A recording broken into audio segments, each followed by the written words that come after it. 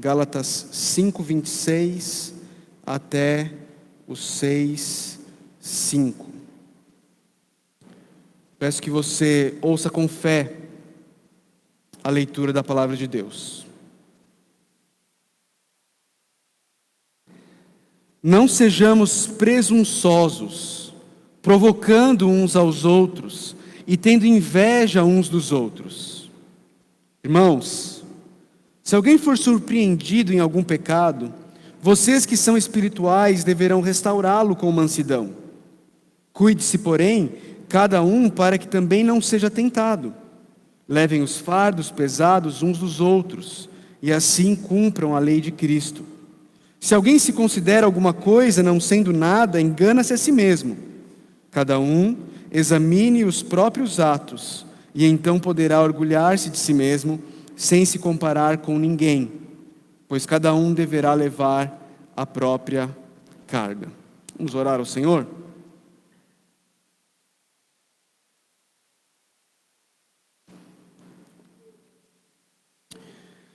Pai de amor, estamos diante da Tua bendita palavra, reconhecemos a Tua palavra como autoridade final em nossas vidas, nos colocamos debaixo dela, reconhecemos que ela é obra Tua, reconhecemos, Senhor, que foi o Teu Santo Espírito quem a inspirou, e por isso nos submetemos à Tua palavra, como regra de fé e de prática para cada um de nós. Por isso, Deus, pedimos que o Senhor abra os nossos olhos, que o mesmo Santo Espírito que inspirou a Tua bendita palavra, possa abrir os nossos olhos nessa noite, para como o salmista orou, para que possamos ver as maravilhas da Tua palavra, Deus. Pai, não nos permita sermos indiferentes, Deus. Não nos permita termos a Tua palavra em menor consideração, Deus. Não nos permita sermos tolos o suficientes para pensarmos que o que está acontecendo aqui é apenas mais um ato humano. Mas nos faça lembrar, Pai, que a pregação da Tua palavra é o momento em que ouvimos a Tua própria voz, Deus. Dá-nos o coração abertos para ouvir o Senhor falando conosco. Nós oramos em nome do Teu Filho, o nosso Salvador e Senhor, Jesus Cristo. Amém. Queridos, estamos caminhando na nossa jornada pela carta de Paulo aos Gálatas. Semana passada nós olhamos para aquele texto que talvez é o texto mais conhecido da carta de Paulo aos Gálatas, o texto em que ele fala sobre as obras da carne e ele fala sobre o fruto do Espírito. Olhamos para como o apóstolo Paulo, ele vem descrevendo as atitudes que são próprias da carne, e ele vem descrevendo essa luta, esse conflito que só existe no cristão, entre a carne e o Espírito. O incrédulo não tem essa luta, o incrédulo não tem essa briga dentro dele, essa guerra não existe nele, mas o cristão tem. Existe uma guerra dentro de cada um dos cristãos, é a guerra da carne contra o Espírito, e ele nos instruiu em Gálatas capítulo 5, versos 16 a 25, sobre como a nossa carne precisa estar crucificada, e como nós que dizemos viver pelo Espírito, precisamos também andar pelo Espírito. Nós vimos isso semana passada. E agora o apóstolo Paulo, ele vai começar a aplicar o que significa estar cheio do Espírito Santo. Ele vai começar a aplicar o que é esta vida vivida pelo Espírito.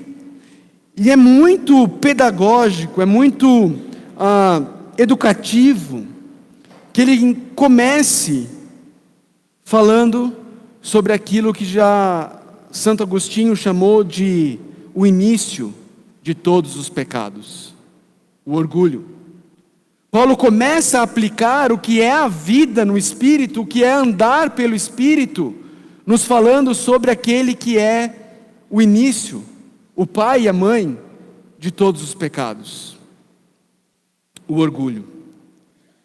Paulo começa nos dando uma ordem negativa, mostrando o que nós não devemos fazer. E ele diz: não sejamos presunçosos. Essa palavrinha presunçosos, ela é extremamente interessante. Ela é a junção de duas palavrinhas. A primeira palavrinha é uma palavrinha que significa vazio. E a segunda palavrinha é a palavrinha que significa glória. E quando você junta essas duas coisas, você tem uma palavra na língua portuguesa que é vanglória. O que é a vanglória? É a pessoa falar dela mesma, querer se vangloriar, querer se gloriar em vão. Ou seja, é uma glória vazia, é uma glória que não tem fundamento, é a glória daquela pessoa que precisa provar a si mesma, precisa mostrar a sua glória, porque de fato ela não tem nenhuma, mas ela precisa fazer com que os outros pensem que ela tem glória. Paulo começa a aplicar o que é uma vida no Espírito Santo, nos chamando para não sermos presunçosos, para não nos vangloriarmos, para não acharmos que nós somos melhores do que os outros, para não termos de nós uma autoimagem elevada. Agora, isso vai contra os ensinos do nosso século, não é verdade? O ensino do nosso século é que você tem que ter a visão mais elevada possível de você mesmo. Não é? Na era dos coaches, não é? O que você ouve por todo lado são as pessoas dizendo para você que você precisa acreditar em você, que você precisa pensar que você é capaz, que você precisa se autoafirmar, que você precisa mostrar o teu valor. Paulo vai na contramão. Paulo vai dizer: não sejamos presunçosos. E é interessante, queridos, porque ele usa dois particípios da língua que ele está escrevendo, que na nossa língua são gerúndios, onde a gente encontra o ando, endo, indo, para mostrar como essa presunção acontece na prática. Ele usa dois particípios para mostrar isso, e nós vamos ver aqui no versículo 26 como ele faz isso. Presta atenção comigo. Mas antes da gente olhar para esses dois particípios, veja como Gálatas 5:26 tem muita semelhança com um outro versículo que nós já estudamos aqui na igreja alguns anos atrás. Olha como Paulo ele se repete em Filipenses 2, verso 3. Lá em Filipenses 2 ele fala: nada façam por ambição egoísta ou por vaidade, presunção. E ele dá o oposto, ele diz: mas humildemente considerem os outros superiores a si mesmos. Lá em Filipenses, Paulo está dizendo que vaidade e ambição egoísta é se considerar superior aos outros. Vamos voltar para o nosso texto e ver os dois gerúndios. É interessante porque eles parecem antônimos, eles parecem antagônicos, mas Paulo está dizendo que eles são duas faces da mesma moeda. Da mesma forma como o presunçoso, ele age dessa forma aqui, o mesmo presunçoso pode agir com outras pessoas dessa outra forma. E a gente tem a tendência de achar que uma das atitudes, aquilo é presunção, mas a outra, normalmente a gente acha que não. Olha só como ele fala. Ele diz: não sejamos presunçosos. O que é ser presunçoso, Paulo? Como é que eu ajo de maneira presunçosa? Primeira coisa, eu ajo de maneira presunçosa quando eu provoco os outros. Essa palavrinha provocando, ela traz a ideia de alguém que desafia uma outra pessoa para uma competição. Ela é a ideia de eu estar tão confiante em mim mesmo, de eu estar tão certo de que eu sou melhor do que essa pessoa, que eu vou para ela e falo assim: e aí, vamos lá? Vamos competir? Vamos ver quem ganha? Eu estou provocando aquela pessoa para uma competição. Paulo está falando, isso é a atitude típica de um presunçoso. Ele acha que ele é melhor do que os outros e ele quer fazer com que os outros percebam isso. Por isso ele quer desafiar os outros a uma competição. Ele quer chamar o outro para colocar as suas obras lado a lado. Vamos ver quem tem mais obras? Vamos ver quem é melhor? EBD, Vamos começar? EBD. Quantas vezes você faltou nesse ano? Faltei nenhuma. Estava aqui em todas. Vamos falar de dízimo? Vamos falar? Não precisa nem falar em quantidade, em valor. Vamos apenas tratar de fidelidade. Quantos meses você falhou esse ano? Nenhuma. Ele está desafiando. Ele está querendo mostrar que ele é melhor. Essa é a atitude do presunçoso. Esse é um lado da moeda, e talvez seja o lado da moeda que a gente mais facilmente consegue conectar com um presunçoso, com um orgulhoso, com alguém que se vangloria. Essa pessoa está desafiando as outras para mostrar quão boa ela é, quão bom ele é. Mas Paulo faz algo interessante aqui. Ele mostra que o presunçoso, ele não é apenas aquela pessoa que se acha muito boa e que por isso provoca o outro a uma competição para mostrar que é melhor do que o outro. Mas ele faz questão de mostrar aqui que o presunçoso, o orgulhoso, ele também é demonstrado na prática como um invejoso. Porque se o presunçoso, por um lado, ele olha para aqueles que ele considera piores do que ele, e ele faz questão de desafiar essas pessoas para uma competição, para que ele prove que ele é melhor. Por outro lado, quando ele vê outras pessoas que estão numa condição melhor do que ele, seja espiritual, seja material, ele olha para essas pessoas não com alegria. O presunçoso, o orgulhoso, ele não consegue se alegrar com o bem na vida do outro. Ele olha para o bem na vida do outro com inveja. Ele olha para o bem na vida do outro e ele diz: eu é que merecia isso. Deus, como é que o Senhor dá isso para fulano, beltrano ou ciclano? Era para ser meu. E ele inveja. Ele inveja o que Deus deu para o seu irmão, ao invés de se alegrar com o seu irmão.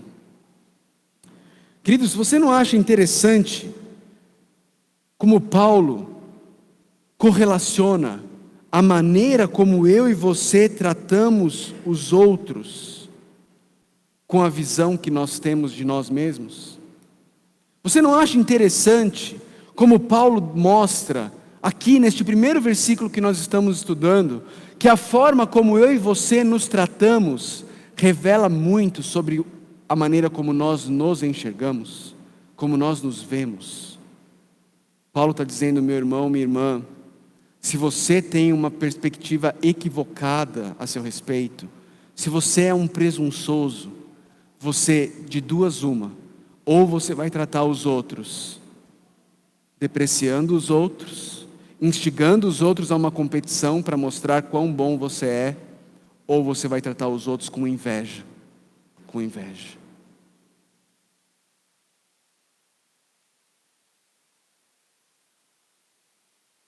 Mas Paulo continua, e no versículo 2 do capítulo 6, ele passa a mostrar um outro caminho. Ele passa a mostrar agora não mais o que nós não devemos fazer, mas ele passa a demonstrar como é a vida, como é o relacionamento na comunidade de fé daqueles que estão cheios do Espírito Santo, daqueles que de fato vivem uma vida no Espírito. Ele diz assim no versículo 2 do capítulo 6: levem os fardos pesados uns dos outros, e assim cumpram a lei de Cristo. É um imperativo aqui, é um imperativo no tempo presente que traz a ideia de continuidade, de que é algo que eu e você deveríamos estar fazendo continuamente. Eu e você deveríamos estar sempre levando os fardos uns dos outros. O que é uma vida cheia do Espírito Santo na ótica do apóstolo Paulo? É uma vida em que eu estou preocupado com o próximo, eu estou preocupado com os meus irmãos em Cristo dentro da comunidade da fé, e eu quero levar os fardos deles, eu quero aliviar os fardos deles, eu quero me certificar de que a vida deles vai ser menos difícil dentro daquilo que eu puder fazer para ajudá-los. Queridos, de novo, se você virar 2 páginas aí na sua Bíblia, talvez 3, você vai lá para Filipenses 2, o texto que eu citei agora há pouco, e você vai ver como é semelhante o que Paulo está dizendo. Lá em Filipenses 2, ele fala: nada façam por ambição egoísta ou por vaidade, mas humildemente considerem os outros superiores a si mesmos. E aí no versículo 4, ele vai dizer o que é isso. O que é considerar o outro superior a si mesmo? No versículo 4 ele diz assim: cada um cuide não somente dos seus interesses, mas também dos interesses dos outros. Uma vida cheia do Espírito Santo é uma vida que não é ensimesmada, mas ela é outrocêntrica. É uma vida onde existe interesse genuíno e real pela vida dos seus irmãos em Cristo.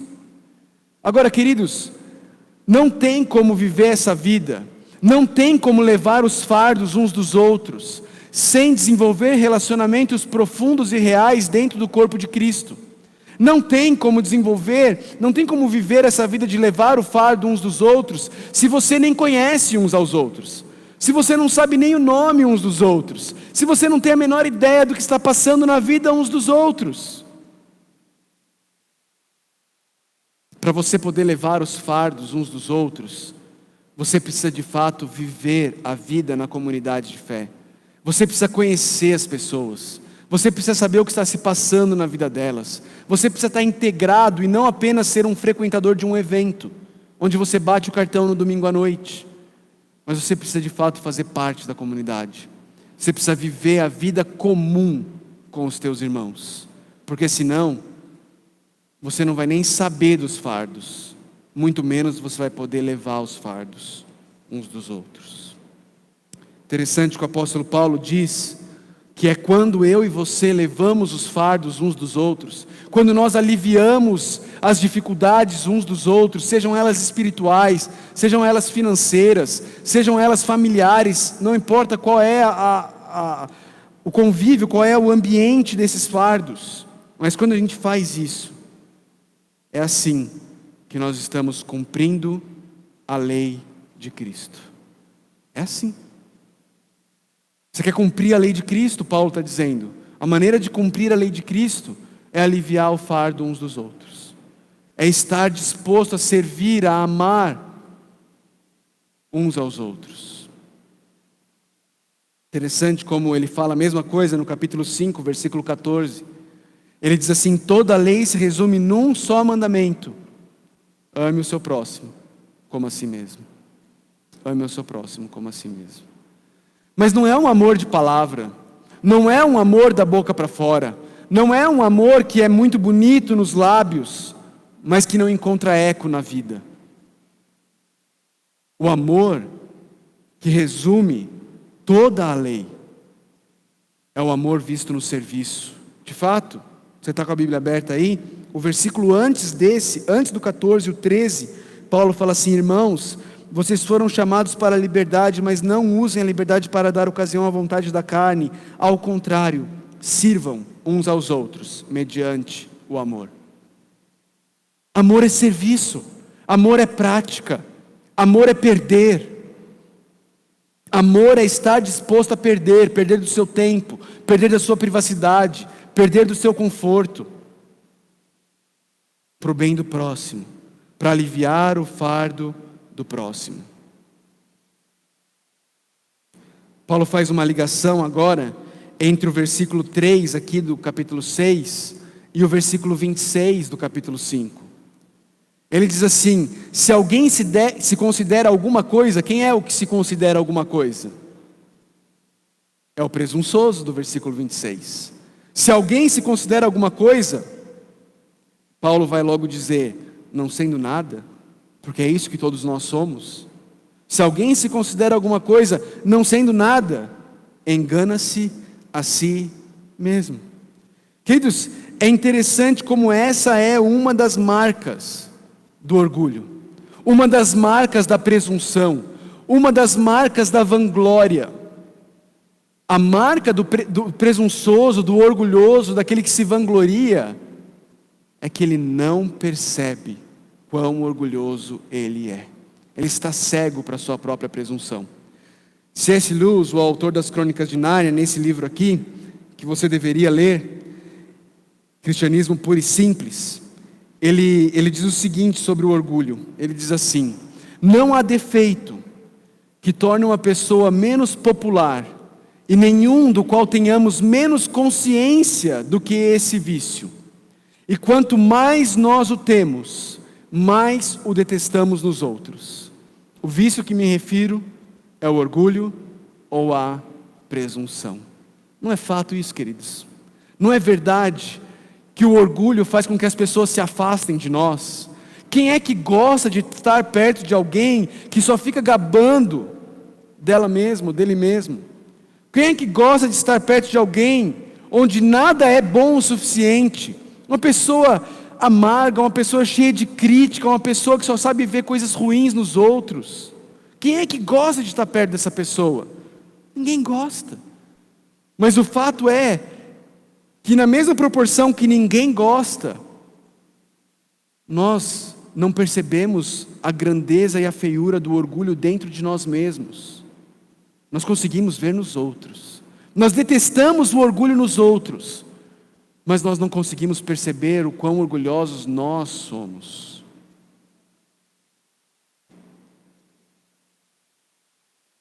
Paulo continua, e no versículo 4, ele traz mais um imperativo, mais uma ordem. Ele fala para todos nós: olha, cada um examine os seus próprios atos. Para de se comparar com os outros. Para de olhar para você e se comparar com as outras pessoas. Não faça mais isso. Examine os seus próprios atos sem se comparar com os outros. E então, se satisfaça com você no que Deus tem feito em você, sem se comparar com o outro. Porque, queridos, se você começar a se comparar com os outros, não tem outro caminho. De duas uma: ou você vai olhar para os outros e achar que você é melhor, e você vai se tornar cada vez mais presunçoso, cada vez mais arrogante, cada vez mais orgulhoso. Ou você vai olhar para os outros que talvez não estejam conseguindo viver no mesmo padrão moral do que você, e você vai achar que você está muito bom. Ou então você vai olhar para alguém que está acima de você, entre aspas, dentro dos gráficos que você mesmo criou, e você vai começar a sentir inveja. Você vai começar a sentir autocomiseração, que também é fruto do orgulho e da presunção. Ou você vai ser um orgulhoso, ou você vai ser um desesperado, que também é orgulhoso. É isso que acontece quando nós nos comparamos com os outros. Mas quando, ao invés de nos compararmos com os outros, nós nos lembramos da lei de Cristo, nos lembramos do amor dele, que é um amor perfeito, por pessoas que não merecem esse amor, nós somos libertos da comparação. Nós somos libertos da comparação, e agora nós podemos viver, não mais para nos compararmos com os outros, mas para servirmos os outros. O apóstolo Paulo termina esse trecho com um lembrete solene. Ele nos lembra do que está por vir. E ele diz assim: pois cada um deverá levar a própria carga. Naturalmente você olha para esse versículo e fala: esse versículo está em contradição. Porque não faz nem 2 versículos que Paulo falou que nós deveríamos levar a carga uns dos outros, o peso uns dos outros. E agora ele está dizendo que nós devemos cada um levar a sua própria carga. Primeiro, as duas palavrinhas aqui, elas são distintas, tá bom? A palavrinha fardos no versículo 2 e a palavrinha carga no versículo 5 são palavras diferentes. E têm significados diferentes. Quando Paulo fala que nós devemos levar o peso uns dos outros no versículo 2, ele está falando sobre as questões da vida. Está falando sobre as dificuldades da vida. Ele está falando sobre aliviar as dificuldades, os pesos uns dos outros. Quando ele fala sobre a carga do versículo 5, ele está falando sobre algo que nós vamos ter que prestar contas a Deus no final dos tempos. É um chamado escatológico do apóstolo Paulo. Ele está dizendo: olha, para de se comparar com os outros, porque quando você chegar diante do juiz, não é dos outros que você vai ter que dar conta, mas é dos seus próprios atos. Então para de se comparar com os outros e lida com a carga que Deus te deu. lida com as situações que Deus colocou nas tuas mãos. Você já parou para pensar que ninguém tem a história que você tem? Ninguém tem as oportunidades que você tem. Ninguém tem os dons que você tem. Ninguém tem as dificuldades que você tem. Cada um de nós tem uma história diferente, tem dons diferentes, tem realidades diferentes, oportunidades diferentes, dificuldades diferentes. Paulo está dizendo, meu irmão, para de se comparar com os outros. Viva a vida que Deus te deu, porque ela é diferente da vida que Ele deu para todos os outros. E você vai ter que lidar com Deus diante da tua vida, e não da vida dos outros. E não da vida dos outros. Se você está atento, neste momento você está pensando assim: o pastor errou de novo, o que não é incomum, não é? E ele esqueceu o versículo 1.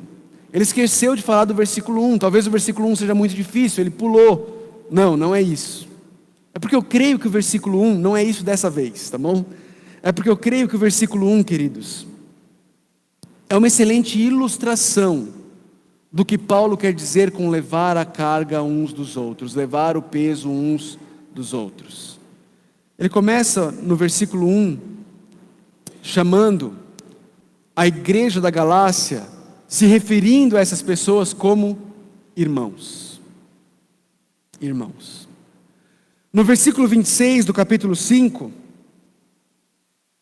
ele demonstrou que aqueles que estavam cheios de presunção, eles estavam vendo uns aos outros como competidores. Não foi isso? Ele não falou? Para eles pararem de competir uns com os outros, de invejar uns aos outros. Aqui no capítulo 6, versículo 1, ele começa lembrando a igreja de que a igreja não é composta de competidores, de que nós não estamos aqui numa corrida uns contra os outros, mas que por causa do sangue de Jesus, que lá no capítulo 4, versículos 6 e 7, ele nos lembrou que por causa do Espírito nós somos filhos, herdeiros. Porque nós somos filhos, agora nós todos somos irmãos. Não estamos aqui competindo uns com os outros. Não estamos aqui numa disputa para ver quem é o mais espiritual. Não estamos aqui numa competição, num reality show para ver quem leva o grande prêmio. Não. Nós estamos aqui como irmãos. Nós somos uma família. E como família, nós não estamos competindo pelo amor do Pai. Nós já o temos de forma plena, de forma completa. Primeira coisa, Paulo os lembra que eles são irmãos. E é interessante porque ele começa o capítulo 6 chamando essas pessoas para quem ele escreve de irmãos, e ele termina o capítulo 6, no versículo 18, chamando essas pessoas de irmãos.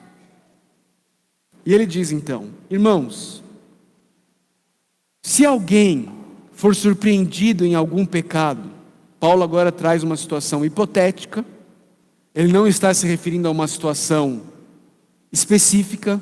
É diferente, por exemplo, de como ele lida lá em Filipenses, quando ele fala: olha, eu rogo a Evódia e a Sintique que pensem concordemente no Senhor. Ele não está falando de algo específico, ele está falando de uma situação hipotética. E ele diz: irmãos, se alguém for surpreendido em algum pecado, e a gente sabe que essa é a vida na igreja, a vida na igreja somos nós pecando juntos, caindo, errando, precisando de ajuda. Ele diz: se alguém for surpreendido em algum pecado, vocês que são espirituais, e aqui algumas pessoas gostam de usar esse versículo como uma desculpa.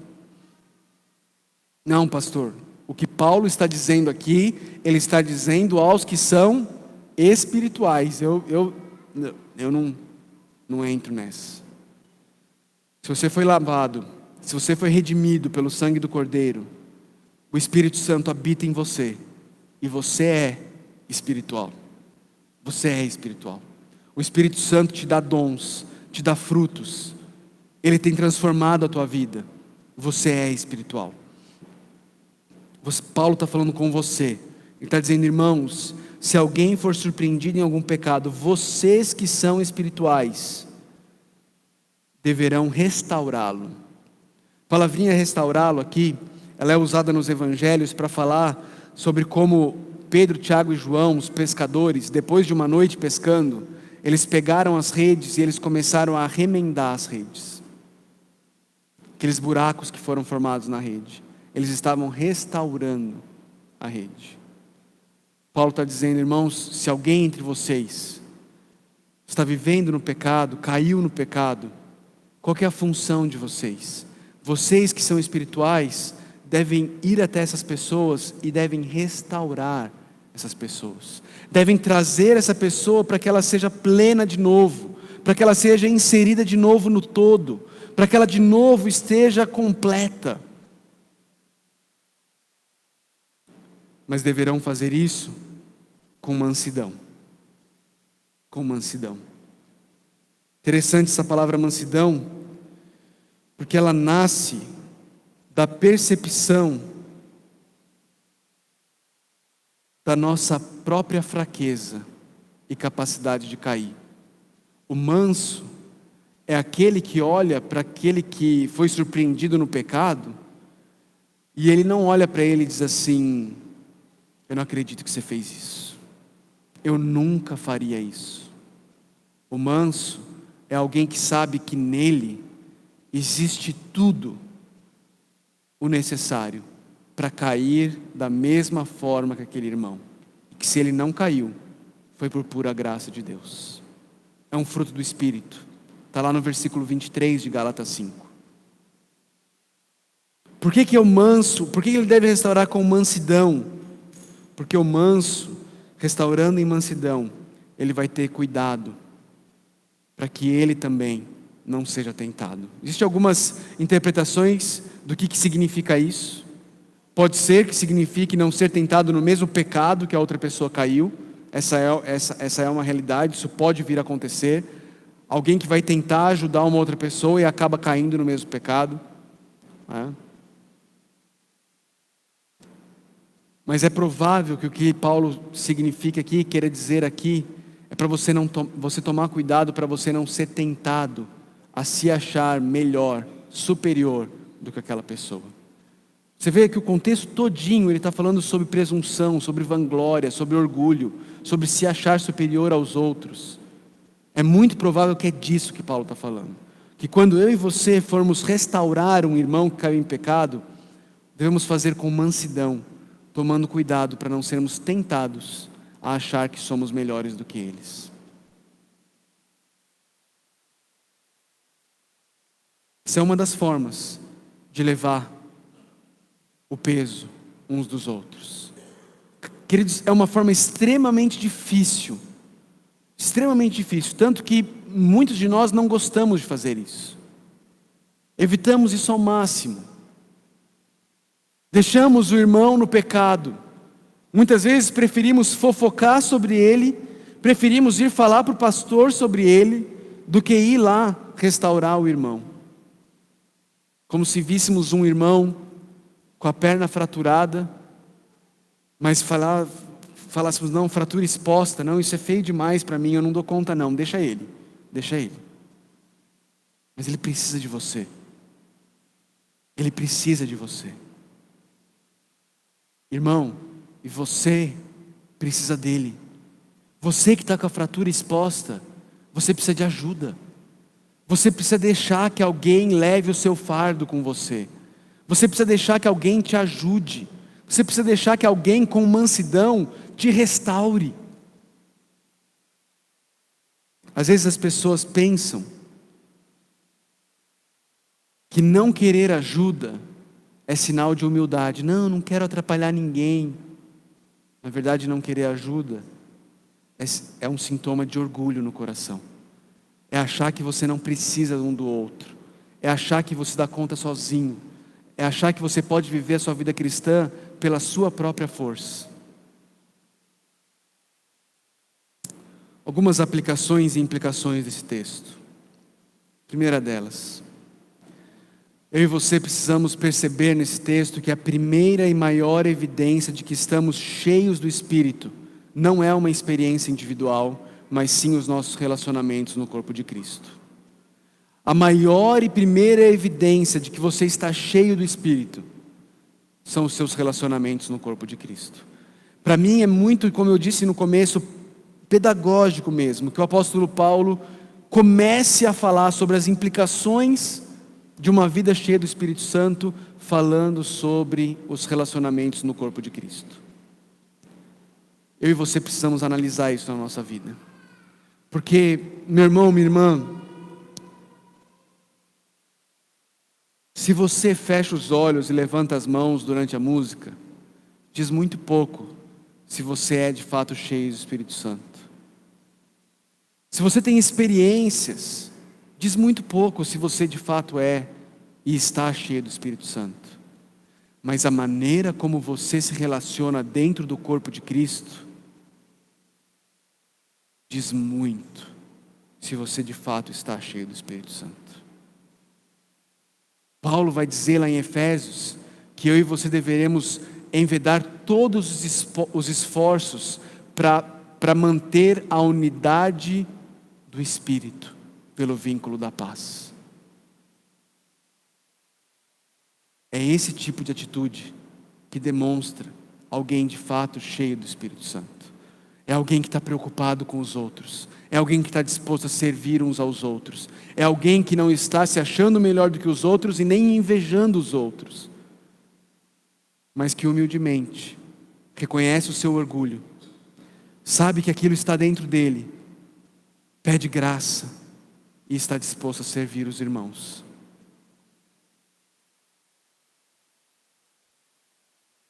Outra coisa que eu e você precisamos pensar e nos perguntar: seus relacionamentos no corpo de Cristo, eles têm sido marcados por mansidão e serviço, ou por comparação, disputas e inveja? Quais são as marcas? Se você parar e pensar, e é preciso que você faça, porque Paulo fala no versículo 4, cada um examine os próprios atos. Pare, por favor, e examine os seus atos. Os teus relacionamentos no corpo de Cristo, eles são marcados por mansidão e serviço, ou eles são marcados por comparação, disputas e inveja? Meu irmão, minha irmã, faça esse exercício. Faça esse exercício. Avalie os teus relacionamentos dentro do corpo de Cristo. Quero terminar te dizendo que eu não quero que você saia daqui carregando um fardo. Eu quero que você olhe para o Evangelho. Quero que você olhe para a cruz do Senhor Jesus Cristo. Porque só o Evangelho pode transformar nossa autoimagem e pode nos fazer ver como Deus nos vê.